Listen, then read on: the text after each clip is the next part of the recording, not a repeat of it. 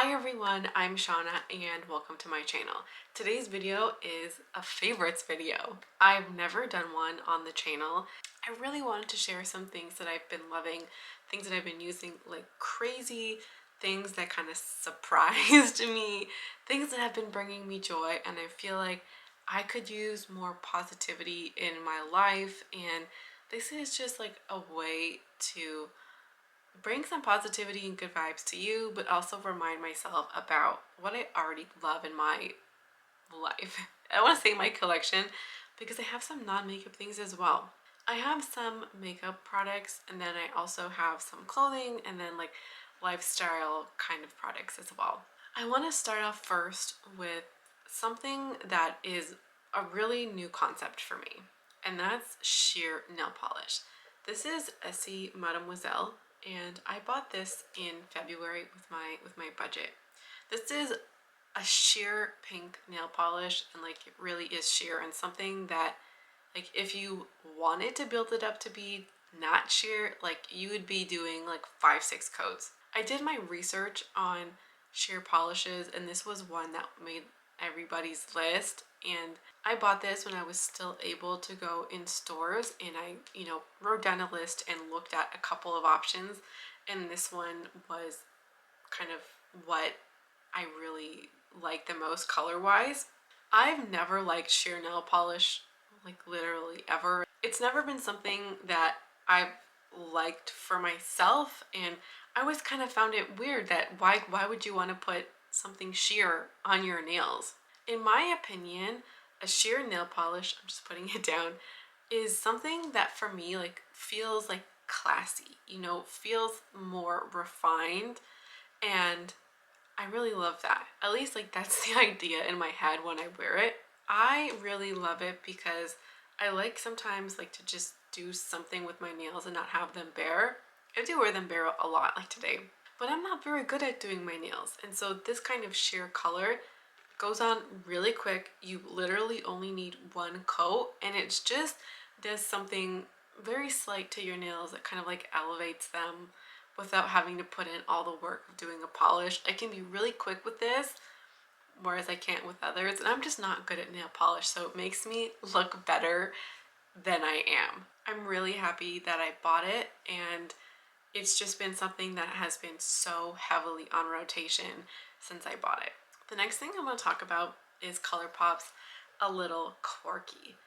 This shade surprised the heck out of me and is the most worn eyeshadow for the last 2 months. I was wearing this at least once a week, and there was a week, like a 5-day period, where all I wore was this shadow. And I will swatch it for you because I think that's gonna explain a lot. So in the pan, it looked maybe a little bit bronzy, and when you swatch it, here it is much more red than it looks in the pan. And whenever I wore it in the past, it always surprised me how much red was in here. And one day I decided to pair this with the Fenty lip glow, like the gloss in the Fenty glow color, and they are like an exact match for each other. Like they just, I'm gonna swatch it too. They're really similar colors and really complementary, and when you wear them together, they look like the same color on the eyes and the lips. They do look different when you swatch them, but when you have them on your face, they look like the same color. And I just find this color so flattering on me. I really, really just love it. And I love pairing it with the Fenty gloss, and then also kind of creating a monochrome look, maybe with a Tarte blush in Party, or any of my nude blushes as well. It is my favorite single shadow of the moment, even replacing my very favorite Snake Eyes. This is just such a love, such a joy to wear, and whenever I'm like, what do I wear today? Like, I don't know what look I want. This has become like the fallback, the fail-safe color, and I love it. I did already show you the Fenty gloss, but this is a favorite as well. And I just kind of want to explain why. The Fenty gloss surprised me, and I did rank this formula as my favorite lip gloss formula last summer, but at that time I only had one, and that was in the shade Sweet Mouth. And I did like this color, like I did ask for it as a gift for Christmas, and my family did buy it for me. But when I got it in my hands, I was a little surprised at the color, and I was thinking to myself, you know, did I make a mistake? Because initially when this was the first one released, I wasn't crazy about it and opted to not buy the product because I didn't like the color. And I was wondering, have I just kind of fallen for the hype? And like, am I buying this because I like the formula, or have I asked for this because I like the formula and I haven't fully thought about the color? So this sat in my collection for those 3-4 months since it was given to me as a gift, and I tried it on once but never wore it. I put this on my eyes and then saw that this was a similar color and then put it on, and I kind of built a monochrome look. And it was that look, and it was using that shadow that made me fall so hard for this. And I have never liked this color for lipsticks, kind of ever. And my guess as to why this is, why I guess I was more open to this color, is because I've been much more into like orangey kind of nudes, like nudes, like brown nudes and orangey nudes, than I have ever been in before. And that's a new lip category color for me as well. I've only ever worn pinks. Mauves was even a stretch for a long time. Well, I wouldn't quite say this is orange, but it is a little bit on the red side.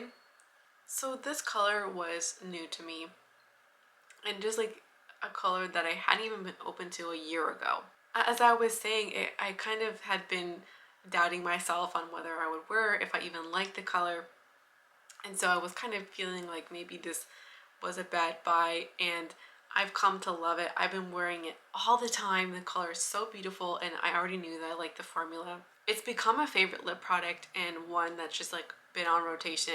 If I don't know what to wear, I throw this on if I'm wearing like a warm tone look. I wish I could describe the like surprise and like the pleasure of like discovering and trying something in your own collection that you didn't think you would like, or you weren't sure you would like. And it kind of makes me want to love it more. The next makeup product is another surprise, and it's the Tarte blush in Party. I put this in my makeup bag because I kind of wanted a pink blush, like a neutral pink blush. And I put this in without having a ton of experience with it. And this became like my everyday blush. This worked with basically every eye look, with basically every lip look. This just went with so much, and it's a true workhorse kind of product. I kind of can't get enough of it, and for me it's so versatile. It reminds me of Emily Fox, because she used to talk about boring blushes and talked about the Tarte ones all the time. I don't know if this particular color was among the ones that she talked about, but she's so right. Boring blushes are the best. This doesn't look like it's going to be much in the pan, but it just works on the face, goes with like my complexion and the kinds of colors that I've been really into. And I wore this a ton. I think it's the most worn blush of the last 2 months. And Melba is definitely a close second. And the reason why I'm not talking about Melba or featuring it here is because I've talked about in the past how much I love that color, especially in my MAC video. Whereas I have never really talked about this at all. And so this could come as a surprise to you. I love it, and I even love it more that it's in a mini size. I would love it if all blushes came in this kind of small size, and so you could just kind of get through them. It's something that I'm so glad that I own. That's what the beauty of this like favorites is that like I've made some really great decisions, and I own some really amazing products, and this video is just a reminder of that. The last makeup product, I guess, is my self-made palette. Now, I know that I've liked this. I put this together and I selected all of the shades, and I've worn this a lot. However, it wasn't until I put it into this makeup bag where I realized just how much I love it, and how much this color story is like so perfectly curated for me. This was my #1 used palette. I wore this all the time. If it wasn't this, then it was this. And while putting together palettes can be expensive, and I'm not out here saying, oh, go and buy these shades, because I'm really not. It's just a testament to how much I know myself. And quite honestly, there's no palette in my collection that comes as close to like my love for it as this one. Wait, I don't know how, wait, that's not right. I love this the most out of all the palettes in my collection. I'm trying to find the right words to describe this. I think that I would rather have a couple of self-made palettes where I pick all the shades and I've been really thoughtful about the color story than a full collection of put together palettes. And I think the reason why I love this so much is that there was so much thought about this that went into it. This really matches like my lifestyle, my personality, my color preferences. So like that's why it's perfect, and I created it. And I would be tempted in the future to make another one. Maybe not buy palettes for a couple of years or a year, and like the one palette that I buy is one that I make. And I kind of wrote that off this past year and not really thought about doing that because it is a little bit more expensive than buying a put together palette. But it's shown me that there's so much value here. While it's a little bit more expensive, it's in ways more valuable and worth that money because I use every color. There's not a single color in here that I don't use. So it's like, it's worth the money in that respect. And that's what this palette really did for me this past couple of months. So let's talk about fashion now. And I'm gonna share something that's gonna be no surprise if you've been here for a few months. And that is my Lululemon belt bag. I'm just gonna throw her on real quick. I knew that I wanted to buy a belt bag, and I chose the Lululemon one because it was like affordable and accessible. These are $38 Canadian, and I think that's a really great price.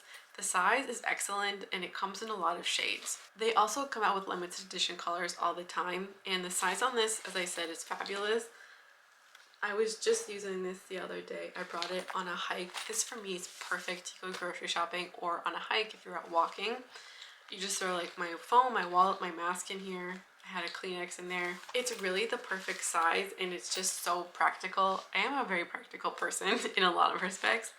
And this also matches my style. I have a pretty kind of casual style and it's really beautiful. The color on here is so beautiful as well. And in my opinion, like it's perfect for spring and summer. I really love the color for this time of year, but it's also a color that I won't get sick of throughout the year. Like I won't mind wearing it in fall or winter. And I think it's just one of those colors where like it just works all year round, even though it's a pink. It's like a little pop of color, but almost in a subtle way. That was such a beautiful purchase. Something that I like so love, would do it again 100%. Like I've even thought about buying a second one in a different color. I use it all the time, and its practicality is what really kind of makes it for me. Well, it's practical, but also like aesthetic at the same time. Love it. I cannot sing my praises for this enough. So the next thing I want to talk about is what I'm wearing, and it's the Canberra cardigan from Aritzia. I'm just gonna stand up a little bit. I am wearing pajamas.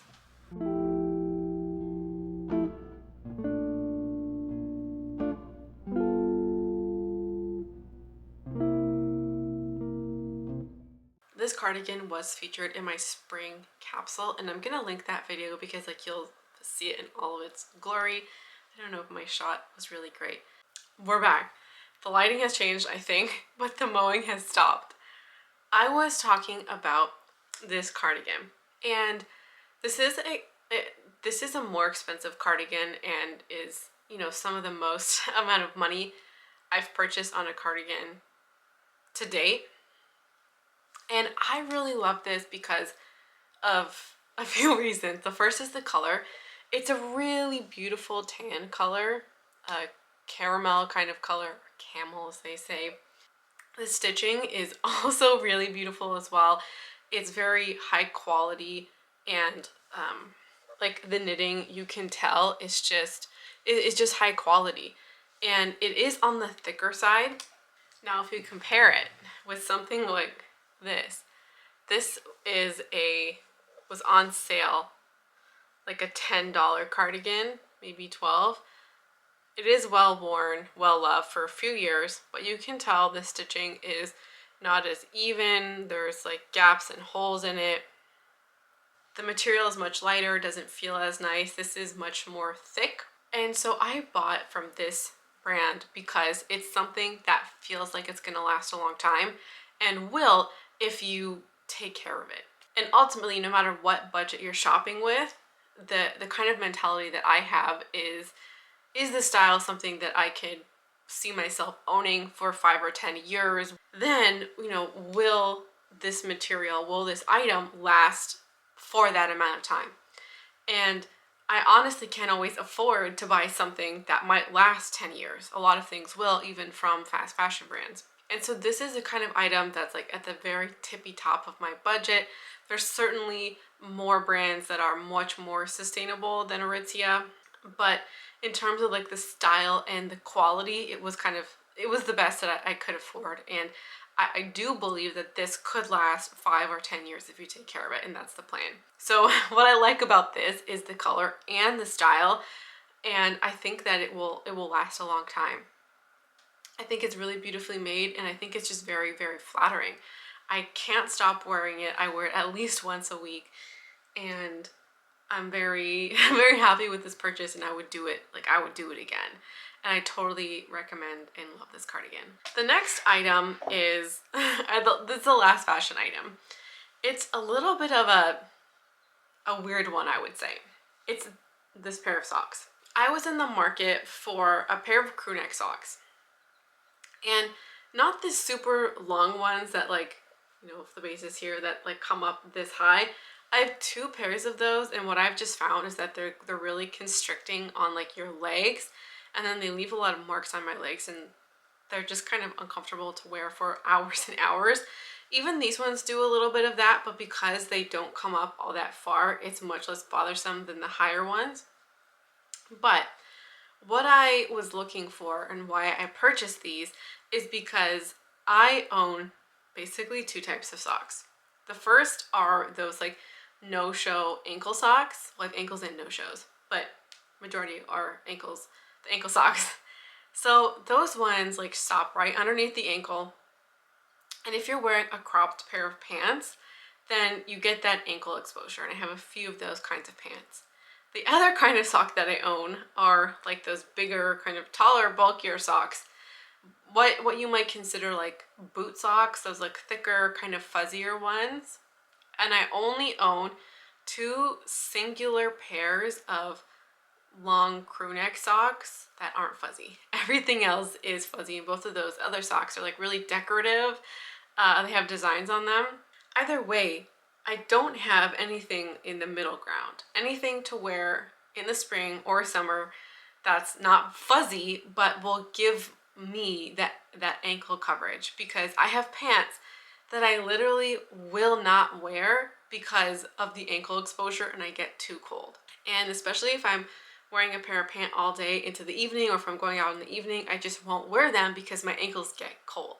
So I was looking for a middle ground, and I bought these.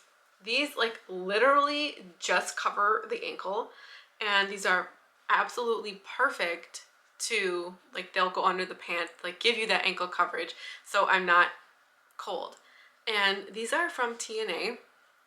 They have so many like colors and styles. I also got them in a pink, but I love this gray color as well, and it's the exact same color of the tracksuit set that I own. So I love being a true kind of monochrome look. But I knew what I was looking for, and I was trying to find it kind of inexpensive, like Walmart or Winners. I checked Winners first, and they didn't have anything. Anyways, I digress.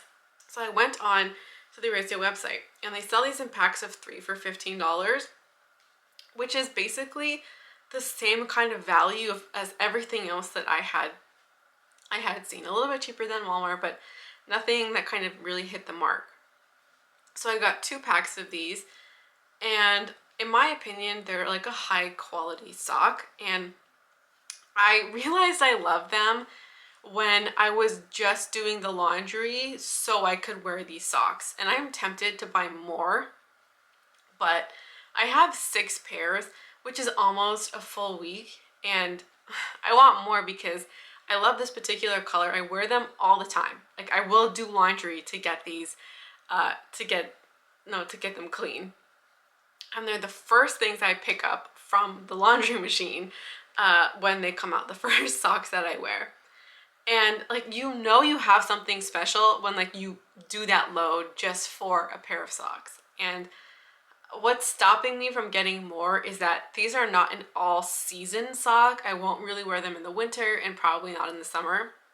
So 6 pairs is really enough to kind of get me through. I just want more, you know, uh, because I love them so much. So maybe next year, you know, maybe then. But in my opinion, they've worn fairly well. Like, you are getting pilling, as you can see, but like, they're socks, you know? They're pretty high quality. You don't get much see-through action there. The only place that I would say maybe is like right here where like the stitching comes together. Can you see that right there? If you pull on it, it's because you have like the top stitching here, and then you have the ankle, which is a separate stitching, and then you have down here, which is also separate stitching. So you get a little bit of visibility like right here, but that's at most. And one of the reasons for that is because they are thinner up here than they are down here. They have like, when you touch them, you can feel that cushion. So up here at the top, you have the ribbing, and then all the way down here, it's like it's a cushion, so it's thick, and then up here is a thinner part. I think they're great design. They're super comfortable, and like they're cute. I can't explain to you enough my love for the socks. They're wonderful, and hands down the best pair of socks that I own. So let's now talk about a couple of lifestyle things. And the first thing I want to talk about is this laptop stand. It's very easy to work. So it has a grip all along here, and then your laptop rests right in here. And then you have these, which are, I think you can see, they're little, like, I want to call them studs, where for the height that you want this. So I like mine on the lowest setting, which is still plenty high for me, and it just sits like this. Basically, so this is the way it would face you, with these facing directly at you. And I love this because it's absolutely easy to assemble, disassemble, and it was relatively cheap. It was less than $20. And this is such an amazing investment if you use a laptop to do the majority of your work, regardless of where that is, because it's super portable. It comes with a bag, and then you can bring it with you wherever you work. And ultimately, the point of this is to make your workspace more like ergonomic. So your eye line is and so instead of looking down like this and then straining your neck, you're looking essentially straight. So that's how you adjust. That's what these adjustments for, is for the height of the laptop. I'm fairly short, so it doesn't need to go as high. And what I've noticed is significantly less neck strain, better posture, and just kind of in less pain. I work from home, like I do my editing on my laptop, and then I'm, you know, sitting at my desk to do my work.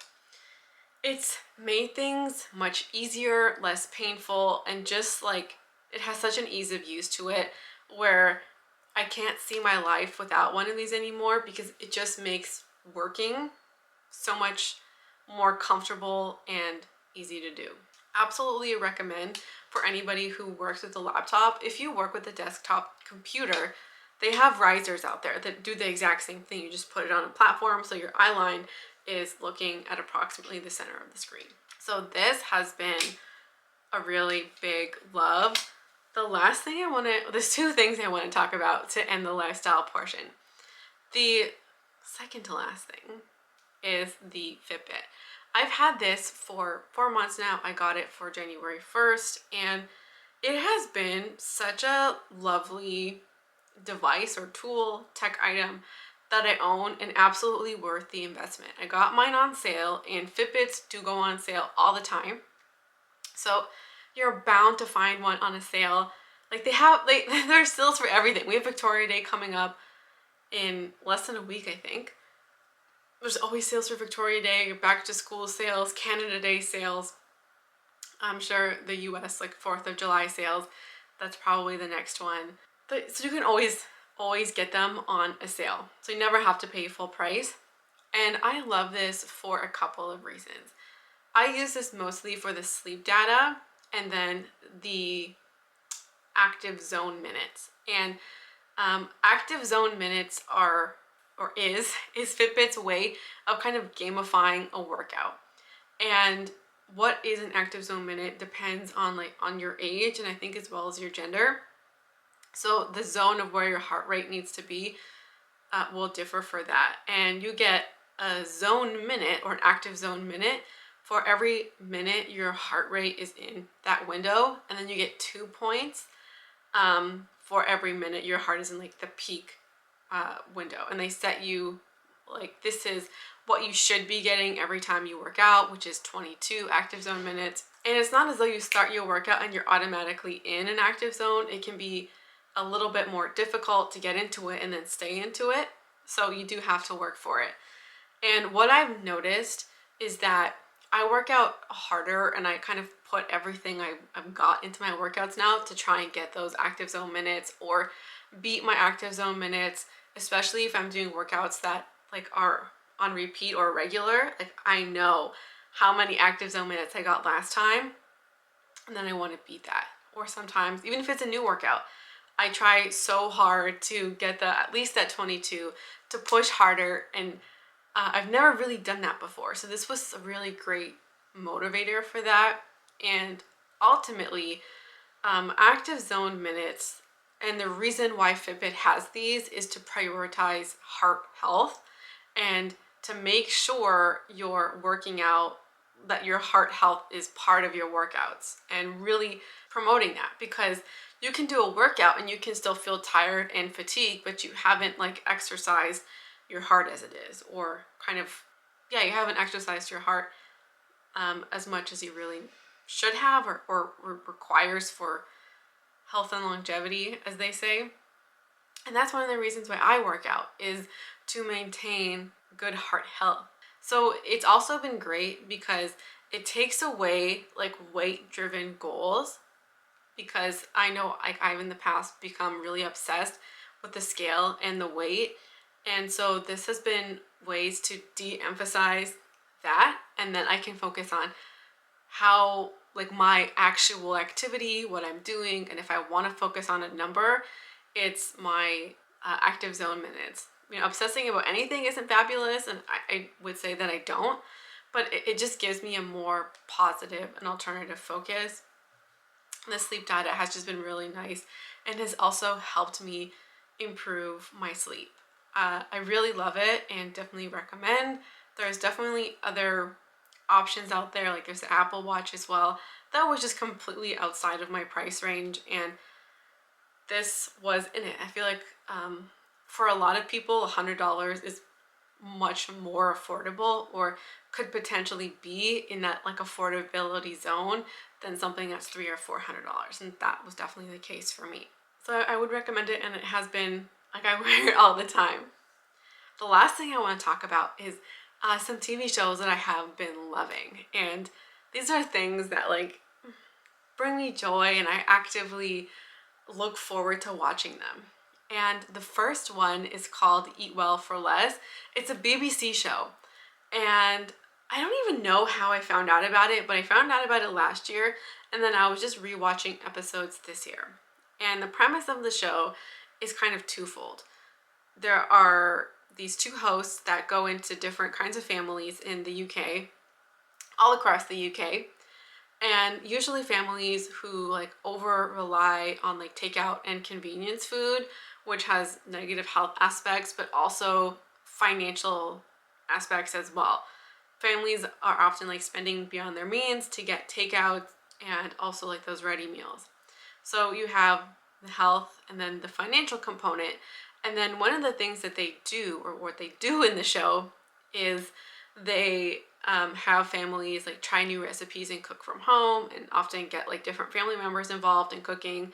And then the best part of the show that like kind of keeps me like on my feet and like I want to come back for more, is that every family says that like, this is my brand, like this is my brand of soda, this is my brand of tea, this is the ketchup that I buy. And part of the show is swapping out brands. So everything in the home in terms of food comes in plain packaging. So all the butter goes into plain packaging. If there's any meat, goes into plain packaging. Beans, cola, everything. It just has a white label on it that says the item. And they have to kind of guess, is it my brand? Is it a different brand? And that's like the most fun aspect of the show, because everybody's always like, yeah, I would know my brand of hot sauce. I would know my brand of cola. And like they never do. People are always so adamant that they know, and they're always wrong, which is kind of, you know, it's kind of funny. And there's some really good recipes on that show, which is nice. But it's that, like, those swaps that are the most fun to watch and see, like, you know, were they right, were they wrong? And people save so much money just from swapping different brands. People will spend like $5 less by changing the kind of like pizza that they get. Not takeaway pizza, but like the frozen pizza. And people save like hundreds of dollars on like their breakfast because they change the kind of cereal and jam they eat.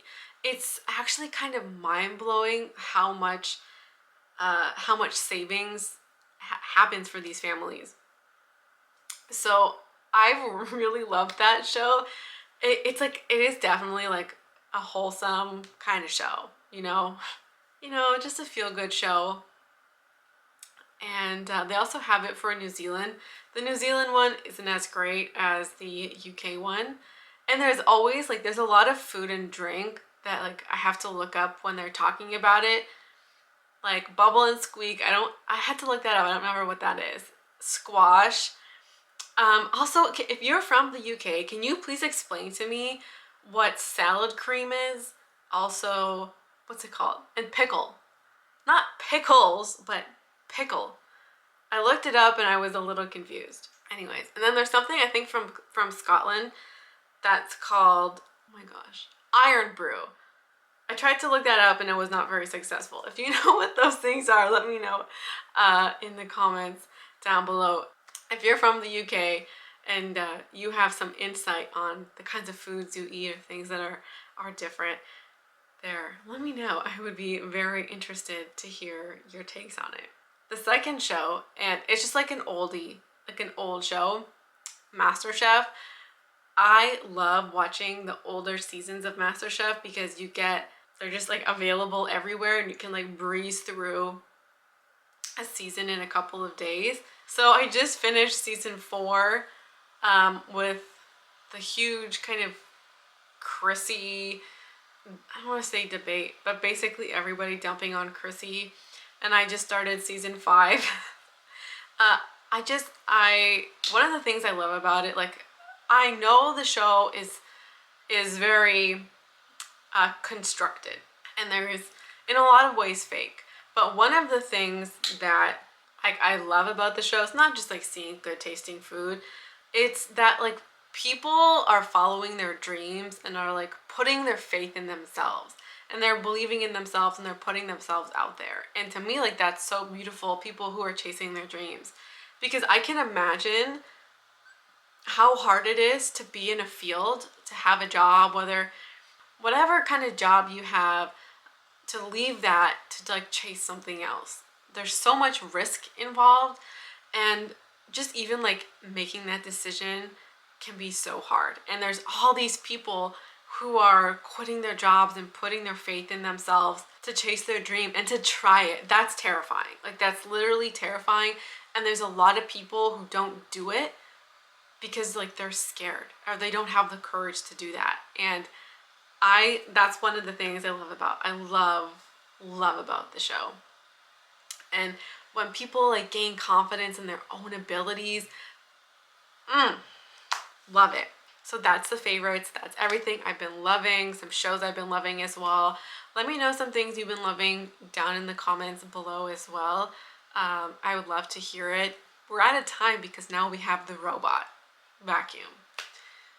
We had the dog this morning. We had the mowing the grass, and now we got the robot. So that's everything for me. Thank you so much for watching, and I hope to see you again around here soon. Bye.